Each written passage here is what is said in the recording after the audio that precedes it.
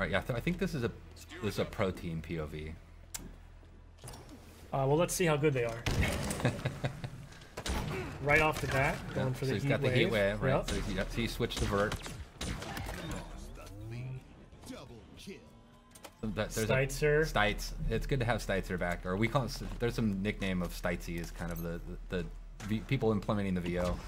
So he threw down a shield, covered the position. Yeah, I like that little peek technique. I haven't personally done that, to be honest. Yeah, I feel like I learned a lot by watching this pro team video actually and how to play it. Like we watch them, we have regular weekly play tests with them. I don't play with them generally because they're so good, and we put our kind of better players up against them.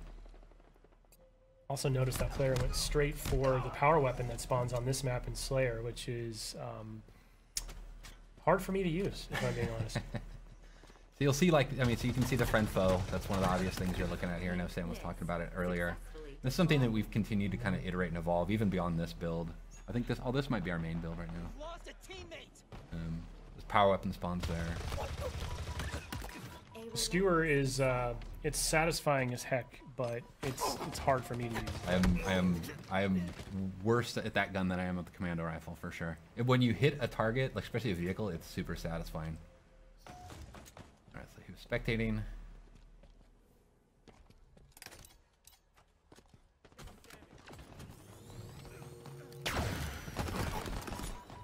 They missed the new. Tried for it. Tried for it.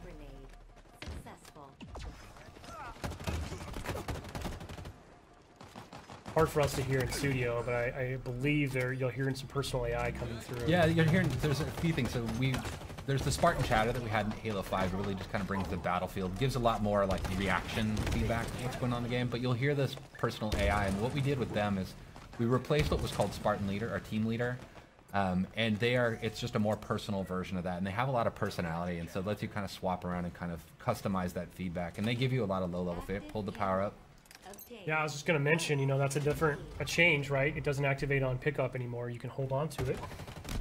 Yeah, we think that'll bring a lot in the long term and allow us to do more things with power-ups than kind of just, you know, traditional kind of just quick stat kind of reflections, but having like really the notion of power equipment in the game. One thing that we won't see in this point of view, I really love the visual language that you and the team have introduced. It's very obvious when someone's pocketing a power-up like that. You'll see a glowing trail behind them. There's like a contrail behind them. Yeah, that was a big thing, is making sure we at least telegraphed that information. That was, you know, making that switch, there was a lot of critical lenses on making sure that there was at least a readability to it in the gameplay. I mean, so now it's sort of that risk-reward, right? Do I hold this and wait for that final push? Do I burn it now so I don't lose it? Yeah, you make a lot of choices that way. Like I sometimes will pocket it and think I'm getting cocky, and then I'll lose it, and I'll give like overshow. That was a dope. I'll give the OS to the enemy, which is, you know, super risky at that point. We're seeing a couple of little sort of, what do we call those, tutorial tips popping up there, which you can turn off in the settings. Yeah, you can turn them off, but on their death tips is what we call them. But yeah, giving you a little bit of feedback, you know, about the type of weapon that killed you, or like how you can respond better to it. I'm not sure at this point the pro team needs to know that, like, hey. Yeah, exactly. Or like just opt out if you don't really care about it, if you don't need that information, or it makes you feel bad, as some people might feel.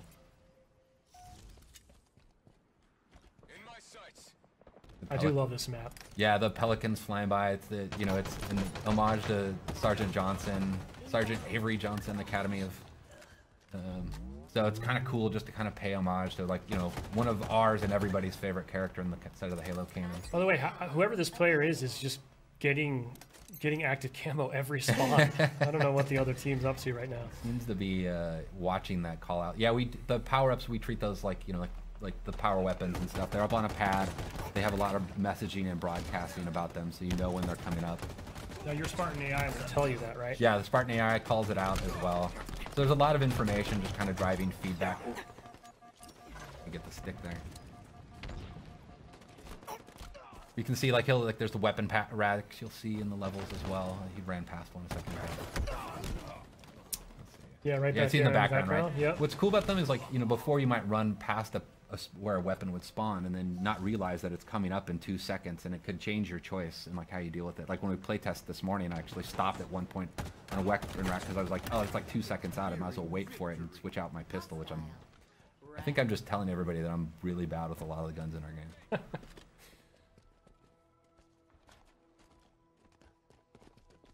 Watch my back.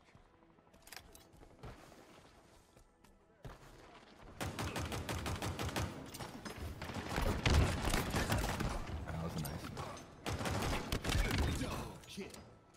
I do love the sidekick. It's really cool, and like when somebody's really good with it, it's really threatening because they can just feather that thing super fast and just crack This player really likes this little like drop wall kind of covering a technique, post, huh? yeah, like kind of locking down an entryway so they can watch their backs. It's neat to watch how people use these, like all the different equipments in different ways. Well, hopefully a lot of players this weekend are going to be lighting us up on social, sharing clips with us, because I can't wait to see just some of the new creative ways that the community at large figures out how to use this new sandbox. Yeah, and it's interesting too, like, I mean, like the way we have our maps tuned, like in our main builds, is they have different equipment and stuff on them, and because we don't have the entire sandbox in the flights, is we swap things out. So it's actually not even the same kind of, basically, map placement path that we would have in the released version of the game. But we, you know, it just at least gives us something so we can get something in there for people to play with.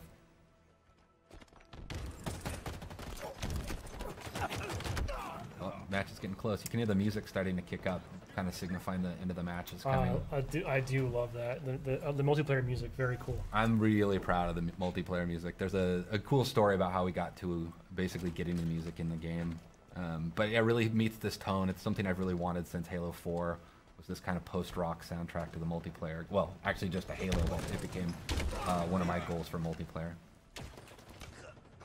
Take your damage. Last kill. Lost a teammate. 5 minutes remaining. Cool.